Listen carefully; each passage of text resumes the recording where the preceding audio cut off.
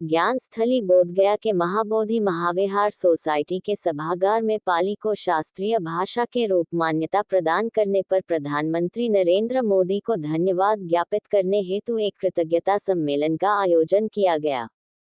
उक्त अवसर पर नव नालंदा विश्वविद्यालय के कुलपति, श्यामा प्रसाद मुखर्जी फाउंडेशन के अध्यक्ष, महाबोधि महाविहार सोसाइटी के सचिव भंते शिवली महाथेरा के साथ ही कई देशों से आए विदेशी मेहमानों के साथ विभिन्न बौद्ध मठों के भिक्खु एवं भंते शामिल होकर प्रधानमंत्री नरेंद्र मोदी के प्रति कृतज्ञता प्रकट करते हुए कहा कि पाली भाषा को मान्यता प्रदान करने से दुनिया के कई देशों में पाली भाषा के साथ ही बौद्ध धर्म का प्रचार प्रसार में बढ़ोतरी हो सकती है।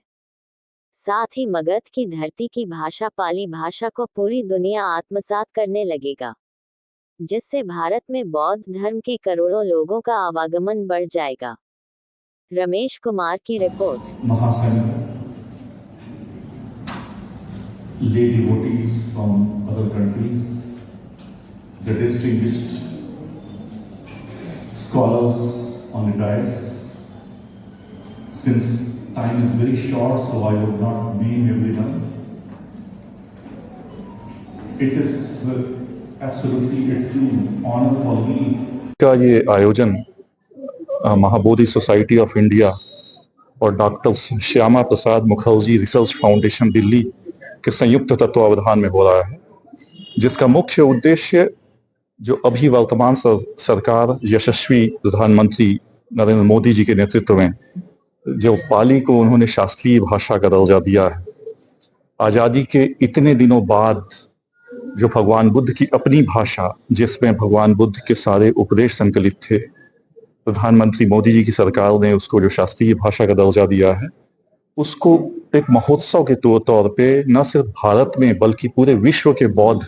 उसको एक महोत्सव के रूप में मना रहे हैं। उसी महोत्सव के रूप में मनाने की कड़ी के तौर पे यहाँ एक आयोजन किया है, जिसमें मैं नव नालंदा महाविहार के कुलपति के तौर पे भागीदारी करते हुए गौरव का अनुभव कर रहा हूँ। मैं समझता हूँ कि ये एक नए स्वर्णिम इतिहास की तरफ ले जा रहा है, जिससे भगवान बुद्ध की अपनी भाषा और उनका अपना साहित्य जो पाली भाषा में संकलित रहा है, वो पूरी विश्व में भारत का झंडा लहराएगा और विश्व के तमाम बौद्ध देश जो हमेशा इस बात को कटाक्ष करते थे, सोचते थे कि भारत में भगवान बुद्ध की उन्हीं की भाषा को सम्मानजनक दर्जा नहीं मिल रहा है, एक बार फिर हम लोग एक भारतीय के तौर पे गर्व से ये बात कह सकते हैं कि उसका स्वर्ण काल लौट रहा है,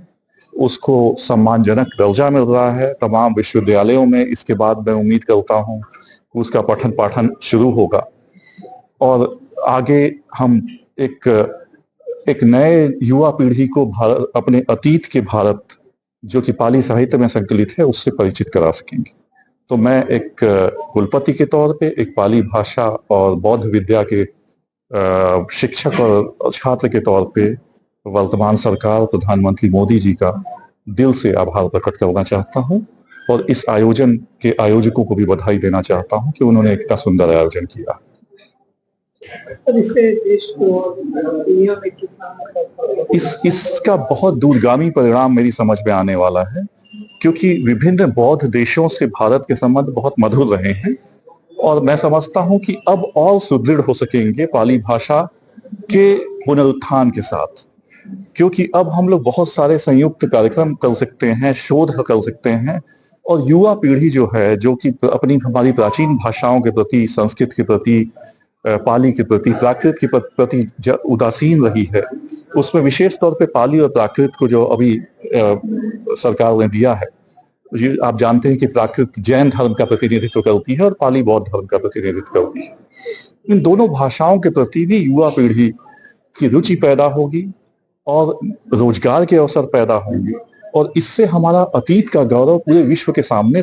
आएगा और विश्व के तमाम बौद्ध देशों से हमारे संबंध और प्रगाढ़ होंगे।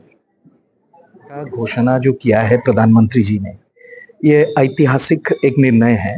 और आपने कई विद्वानों को सुना है यहाँ, उनका कहना है ये बहुत अहम एक स्टेप है, निर्णय भी है। और मुझे लगता है कि 70 साल स्वाधीनता के बाद बुद्ध, भगवान बुद्ध के कई प्रतीक हमने अपने संविधान में तो व्यवहार किया, पर पाली भाषा को शास्त्रीय भाषा के मर्यादा जो पाली भाषा का चर्चा हो, ये 70 साल से इस देश में, जो कि पाली के मातृभूमि है, जिन्होंने विश्व को बुद्ध दिया है, इस देश में इतना चर्चा नहीं हुआ। ये इसलिए एक ऐतिहासिक मुहूर्त है। और आप जानते होंगे कि डॉक्टर श्यामा प्रसाद मुखर्जी, जो कि भारतीय जनसंघ के संस्थापक थे, वो महाबोधि सोसाइटी ऑफ इंडिया के अध्यक्ष भी थे 11 साल। और इसलिए उनको स्मरण करते हुए और पाली भाषा को जिन विद्वान ने इसको आगे बढ़ाया, भारत में इसका चर्चा को बढ़ाया, उनको याद करते हुए आज सारनाथ में हुआ, बोध गया में हुआ, श्यामा प्रसाद मुखर्जी फाउंडेशन, महाबोधि सोसाइटी मिल के ये हम पाली का प्रसार हो, पाली शास्त्रीय भाषा के नाते और भी आगे बढ़े, और प्रधानमंत्री जी का धन्यवाद ज्ञापन हम यहाँ करने आए हैं। और अंत में यही हमको कहना चाहिए कि ये बहुत दिन तक जो हुआ नहीं, 70 साल बाद हुआ, ये आजाद भारत का एक बहुत ही ऐतिहासिक क्षण भी है। और सारे बुद्ध समाज जो है, न सिर्फ भारत में, अंतरराष्ट्रीय स्तर पे भी उल्लसित है। और प्रधानमंत्री जी को धन्यवाद ज्ञापन करके कई सभा, कई समिति आगे आकर उन्होंने बताया। कोई देर नहीं होता है। संदेश ये है, एक्चुअली हम धन्यवाद और साधुवाद देना चाहता है और गवर्नमेंट ऑफ इंडिया, खासकर ऑनरेबल मोदी जी, और उन्होंने बहुत ही सोच समझ के और समय के अनुसार ये निर्णय किया है। पाली बुद्ध की भाषा है। आज पूरा आप जानते हैं, बहुत सारे कंट्रीज ऐसा है पाली भाषा बोला जाते हैं और यूनिवर्सिटीज में पढ़ाए जाते हैं, जैसे कि श्रीलंका हो, थाईलैंड हो, बर्मा हो, लाओस हो, कंबोडिया हो, इस सारे देशों में पाली तो मगध देश से शुरू हो गया, छोटी सी भाषा पूरा विश्व भाषा हो गया। तो इसीलिए इसी भाषा को दर्जा देना, एक क्लासिकल शास्त्रीय लैंग्वेज, ये अपने आप में बहुत हम लोग गर्व फील होता है। और हम लोग उनको इसी मौके को लेके महाबोधि सोसाइटी ऑफ इंडिया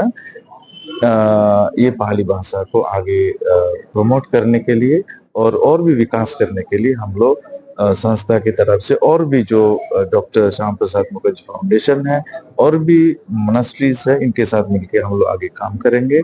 और आज इसी संदेश को लेके हम लोग कार्यक्रम कर रहे हैं बोध गया में, क्योंकि पाली भाषा मागधी भाषा है। इस मागधी भाषा को विश्व में चला गया, ये अपने आप में बहुत बड़ी कमी की बात है। बहुत बहुत धन्यवाद।